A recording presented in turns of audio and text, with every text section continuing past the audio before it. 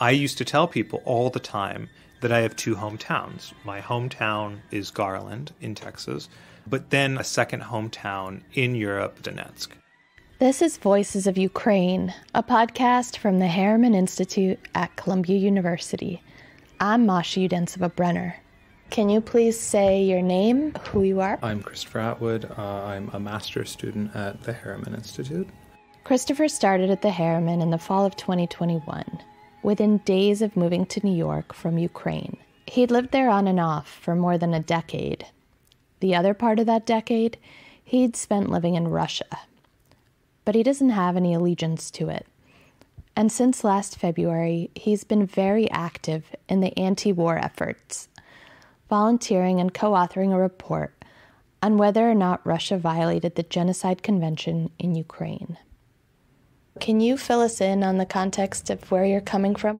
I did my undergrad at the University of Texas at Arlington. I finished with a degree in Russian. In practice, that was language and literature with a heavier focus on the literature. I should have been able to speak Russian when I graduated. I could understand a good deal, but I didn't feel very confident speaking. He moved to Kyiv in 2010, but he found that he couldn't actually practice Russian there. I knew a lot of Americans. There was a pretty large expat circle. You could kind of live within this little bubble. Even the Ukrainians I would interact with would only speak to me in English. They wanted to practice their English. Eager for Russian conversation, Christopher visited Donetsk, a Russian-speaking city in eastern Ukraine. I went to different bars, restaurants, and very few people had any interest in trying to practice their English. They were far more interested and curious about this weird American who came all the way out to Donetsk and wanted to speak Russian. Christopher moved to Donetsk in December 2010. He taught English at a local private school and studied Russian at a local university. Can you talk about your experience living there before the first invasion? Donetsk, before the war, was a city of 1 million people. It did not really feel like that. It felt much smaller. It felt much more close-knit. It was a very welcoming city. There is the coal mining industry, there's the metallurgy industry, and the history of that are kind of like embedded into the core of the city itself. So it always felt simultaneously pleasant, but also this feeling in the air of just a working person's mentality and atmosphere. The downtown was a hodgepodge of 18th century buildings, standard Soviet architecture, and then this modern glass hotel built by an oligarch sticking out eerily among them. Christopher says the combination felt intense. This tension of its history almost fighting with itself. At that point, you obviously had no idea that you were living in a city that would become an occupied territory.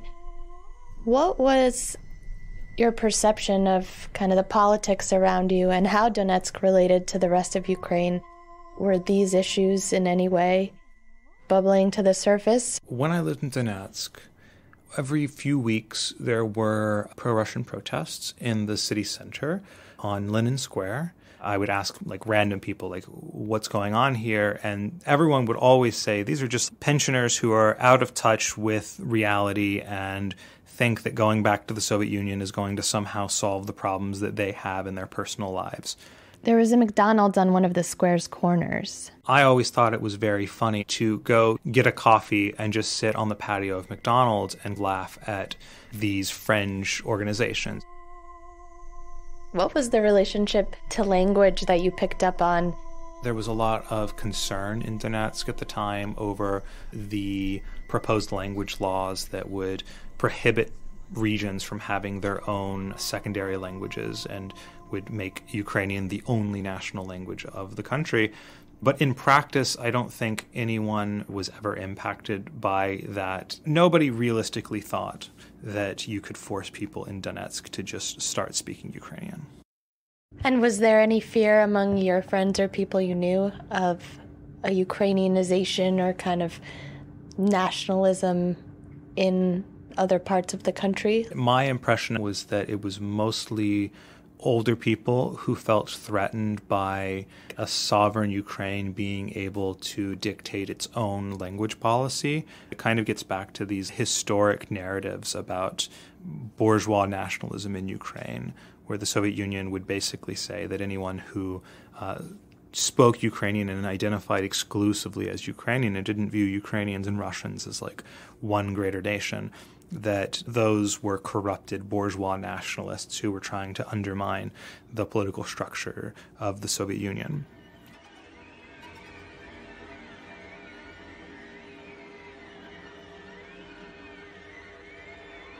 After living in Donetsk for a year, Christopher got tired of teaching English and moved to Moscow to work in advertising.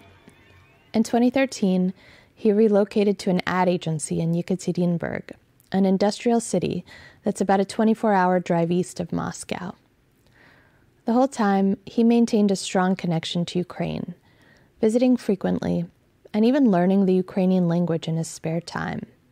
Ever since his first weeks in Russia, he'd had this feeling that there was something completely distinct and unique about Ukraine, and wanting to maintain some kind of direct connection on a daily basis. Then, in 2014, Russia annexed Crimea.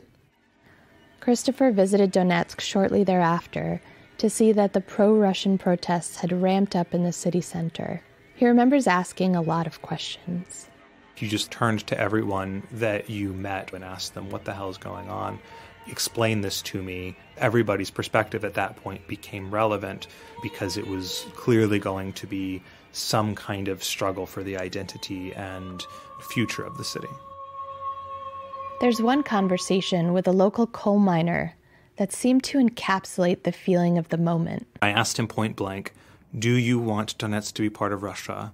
He thought about it for a second, looked me in the eyes and said, if I wanted to live in Russia, I would have moved to Russia a long time ago.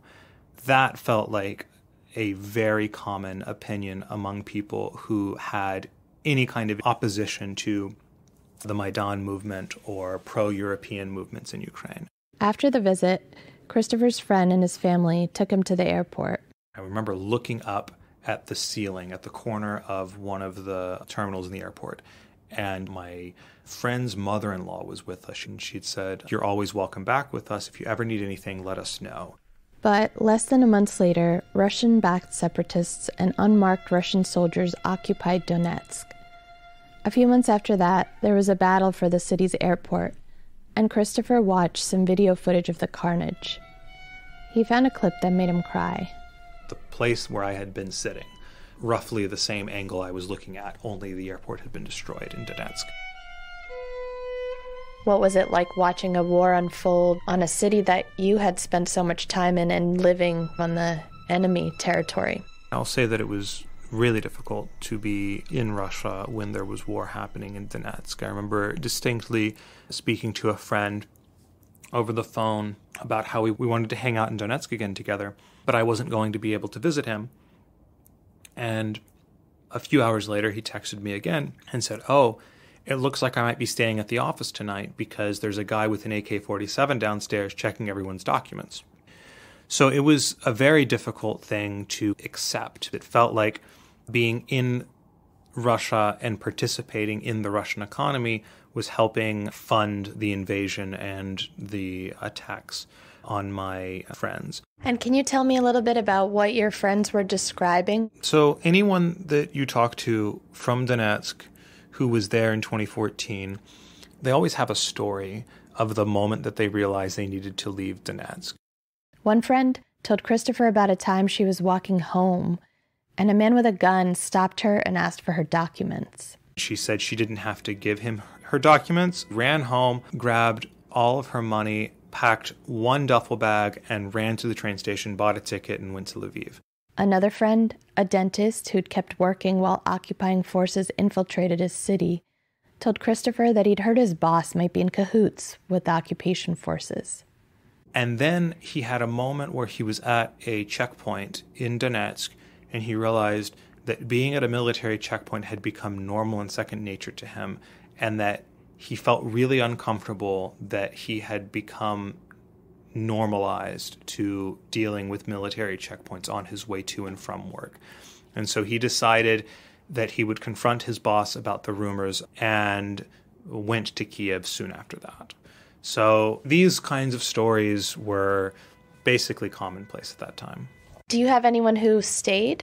I knew a handful of people who stayed, and there are always rumors about what people had to do to stay and not be conscripted and be able to maintain their innocence, so to speak, during that kind of occupation.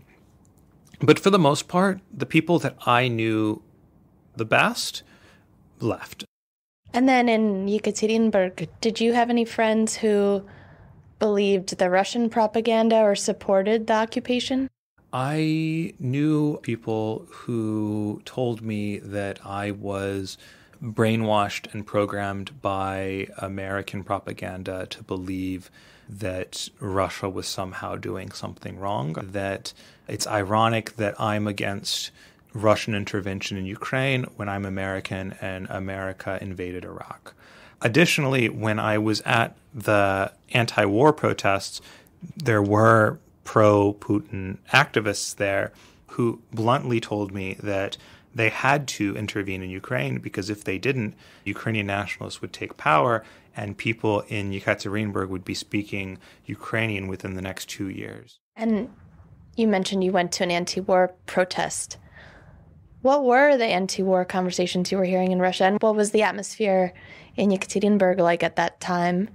In terms of the anti-war protests that I came across in Yekaterinburg in 2014, that was back when the only opposition mayor of a major Russian city was in Yekaterinburg, Yevgeny Roizman. He was very open to the Russian opposition and to people being critical of the Kremlin. These anti-war protests were organized by people who understood that they had the protection of the local government. Christopher says that when he thinks about those protests, he realizes that he didn't fully understand the nuances of Russian-Ukrainian relations at the time. And he wasn't so attuned to the imperial narratives that even anti-war Russians used about Ukraine. At the protests in Yekaterinburg, demonstrators had printed out fake draft documents, saying that eventually we're all going to get drafted into a war to, kill our brotherly nation. Christopher didn't think much of this at the time, but during that period, he also attended anti-war protests in Kyiv. And the protest language there was of a very different nature. We're not brothers, brothers don't shoot each other. Something to that effect. At the time, I did not fully appreciate the roots of this conversation about what it might imply to say that two countries are brotherly nations when one country has carried out atrocities historically against the other.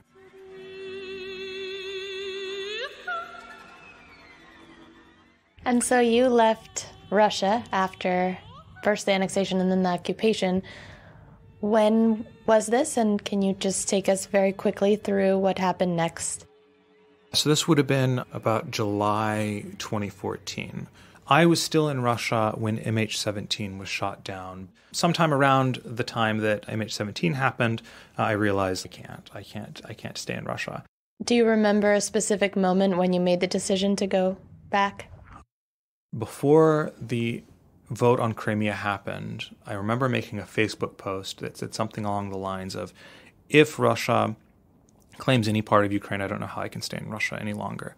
After that happened, my boss at my ad agency called me into his office. I thought I had done something wrong with one of my projects, and it turned out he just wanted to talk to me about what my intentions were and told me he would support whatever decision I made, just that I should give him as much time as possible to find a replacement. At that point, Christopher decided to transfer to the company's Moscow office. Just because I could be closer to Ukraine, I could leave more quickly if I needed to. So that was the initial compromise. Christopher's boss promised that he could work primarily on ad campaigns that would support opposition media in Russia or somehow protest the invasion and occupation. Then I was sitting in the office in Moscow, and there were two incidents that led to the fact that I realized I could not stay in Russia anymore. There was an incident where my colleagues had printed off DNR and LNR flags and left them on my desk. I knew that they weren't doing this maliciously. They were trying to find a way to laugh about things. In response, Christopher bought a Ukrainian flag on Maidan while visiting Kyiv. And I brought it back to the office in Moscow, and I unfurled the flag and said, hey guys, I think I'm going to hang this flag out the window. Which window should I hang it out of so that everyone knows that we have someone who definitely supports Ukraine in this office? And one of my colleagues got very angry and started yelling at me and telling me that it was so inappropriate for me to bring a political flag into the office, that I should keep politics out of the office. And then a few days later, we had a project doing an ad campaign for meat, just meat that you would buy in a grocery store. Christopher sat at his desk trying to write the ad when a close friend sent him a series of messages describing what was happening in Donetsk at the time. And I remember just being like, it's so absurd that I'm sitting here trying to come up with an advertisement for meat in Russia while my friend is in Donetsk fearing for his life. That was the moment that I realized I cannot do this anymore. That was when he quit his job and left for Ukraine. I contacted one of my friends in Kiev, and I literally lived on her floor on an air mattress for the next 6 months. In Kyiv, Christopher supported himself through freelance translation, journalism, copywriting, and eventually landed a job at a government-funded Ukrainian TV channel called UATV. Gradually, he fell out of touch with most of his Russian friends. He also fell in love with a Ukrainian documentarian who'd eventually become his wife.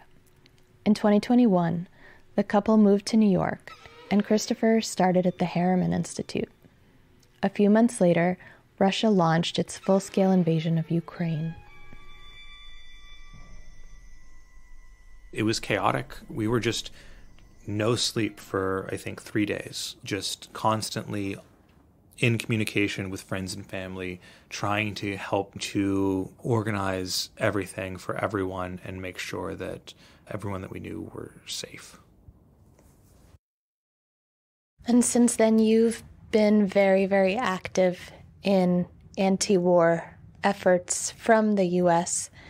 Can you describe some of the things that you've been doing? In the first couple of weeks, we were seeing such a massive amount of various digital assets just available online, on Twitter, on Telegram, on Instagram, on TikTok, everywhere.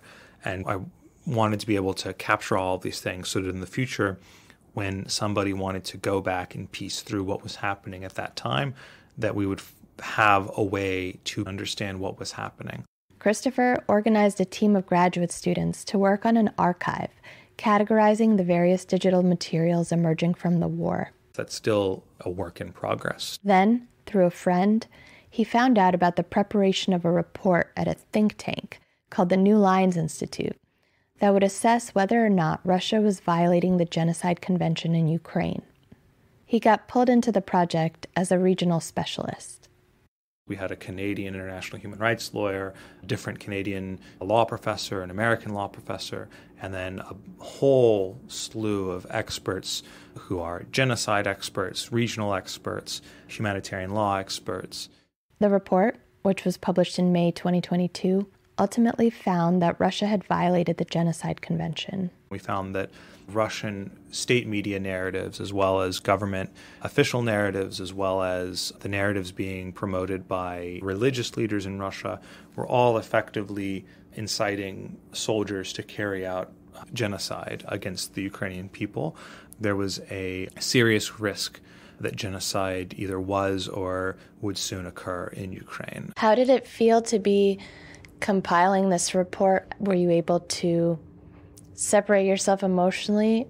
Yeah, for sure. That was the key to making our work basically bulletproof. We had a lot of conversations internally about how we have to compile this, what kinds of sources we need to use, how we need to make this argument. Everyone had to be as impartial as they possibly could. What about in terms of the mental toll that it must have taken on you to be doing this? Compiling this evidence must have been really difficult. Yes, it was very difficult. I had Russian propagandists haunting my dreams for weeks during and after the publication of the report.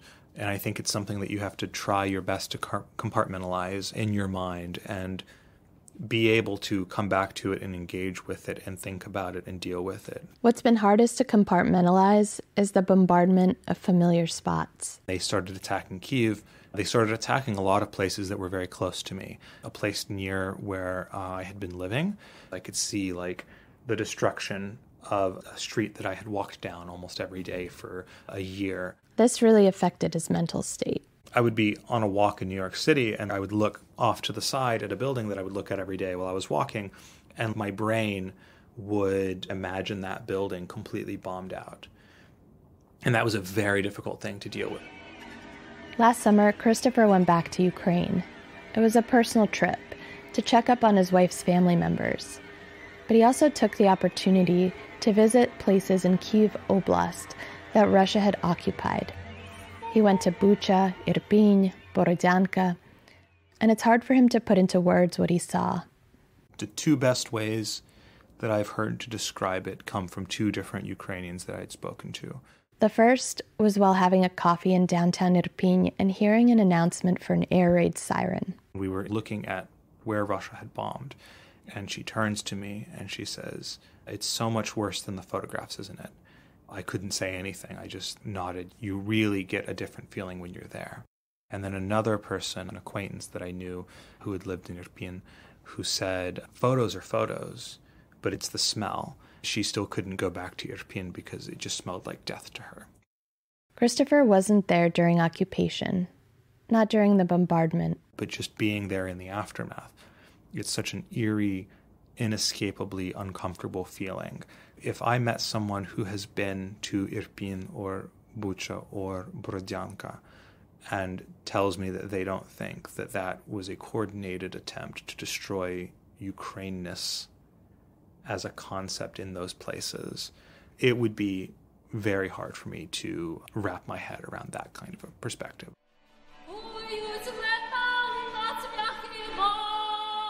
Christopher says there's no way to adjust psychologically to what he's seen. It's just part of life now. And he has to adapt. His coping strategy is to do as much as he can to help Ukrainians. He received a Harriman Civil Society Fellowship that's allowed him to work on advocacy initiatives at the Razom for Ukraine, a nonprofit Ukrainian-American human rights organization founded by Harriman National Advisory Council member Dora Komiak. Christopher's busy researching Ukraine-related policies and bills, lobbying Congress, and organizing public awareness campaigns. The most important thing he can do, he says, is to help uplift Ukrainians in their struggle.